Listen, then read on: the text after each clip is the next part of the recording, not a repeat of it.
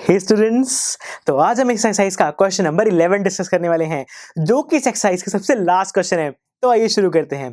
Friends, इस question के अंदर मुझे 6 पार्ट्स के अंदर 6 fill in the blanks given है। आइए इन्हें एक एक करके एड्रेस करते हैं और समझते हैं कि इनके आंसर्स क्या होंगे। सो फ्रेंड्स, जो मेरा first fill in the blank है वो है जीरो हैज डैश रेसिप्रोकल।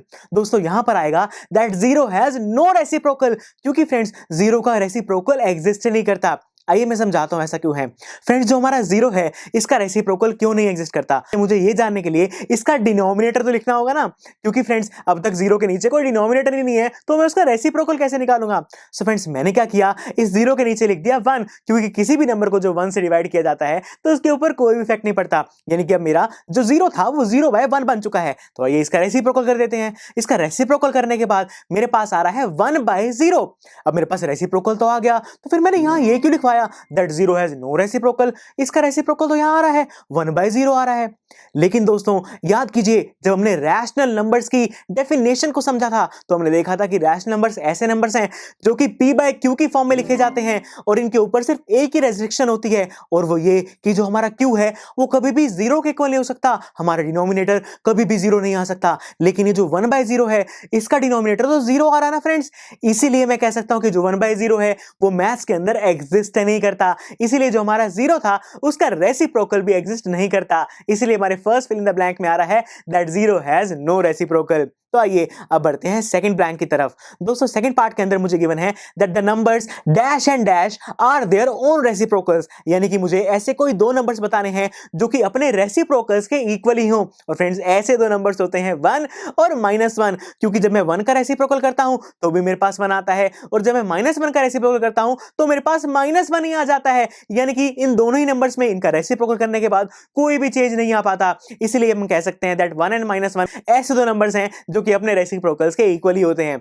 चलिए अब बढ़ते हैं थर्ड पार्ट की तरफ। इसके अंदर मुझे गिवन है that the reciprocal of -5 is dash, यानी कि मुझे यहां पर -5 का रेसिप्रोकल करके दिखाना है। सो फ्रेंड्स, -5 का रेसिप्रोकल क्या होगा?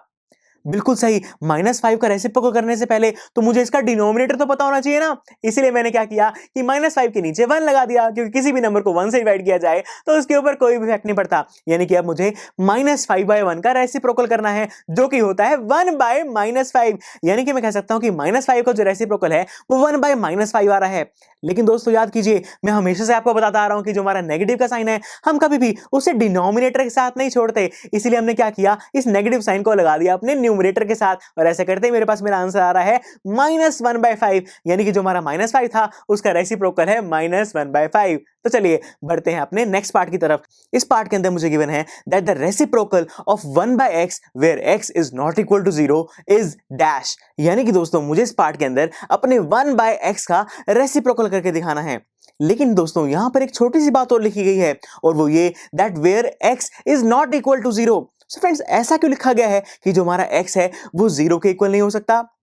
बिल्कुल सही, हम जानते हैं कि जो हमारे रैशनल नंबर्स हैं, यानी कि ऐसे नंबर्स जो कि p/q की फॉर्म में लिखे जाते हैं, यानी कि जिनका एक न्यूमरेटर और डिनोमिनेटर होता है, उनमें जो हमारा q है वो कभी भी 0 के इक्वल नहीं हो सकता। यानी कि डिनोमिनेटर कभी भी 0 के इक्वल नहीं हो सकता। इसीलिए क्योंकि यहां पर हमारा x इस फ्रैक्शन का यानी कि 1/x का डिनोमिनेटर था, इसलिए यहां पर ये लिखा गया है that x can never be equal to 0। तो दोस्तों अब मुझे इस क्वेश्चन के अंदर अपने 1/x का रेसिप्रोकल करना है, यानी कि जो मेरा न्यूमरेटर 1 है उसे मैं डिनोमिनेटर बना दूंगा, और जो मेरा x डिनोमिनेटर था उसे मैं इसका न्यूमरेटर बना दूंगा, कुछ इस तरीके से। और ऐसा करते ही जो रेसिप्रोकल आ रहा है वो है x/1। लेकिन फ्रेंड्स, किसी भी नंबर के डिवाइड में अगर 1 हो तो क्या उस पर कोई इफेक्ट पड़ता है?